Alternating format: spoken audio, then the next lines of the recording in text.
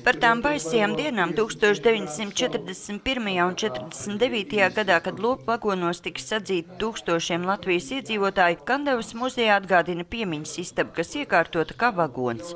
Faktiski šī ideja radās jau kaut kur 2004. gads. Tas bija, kad toreiz Tukumā bija izlemts, ka veidos piemiņas sienu, piemiņas plāksni represētajiem.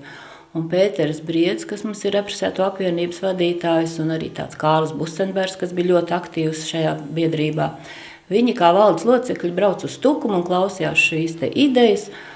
Un viss šīs sarunas risinājās apmēram gadu, divus, un nekas tālāk nenotika.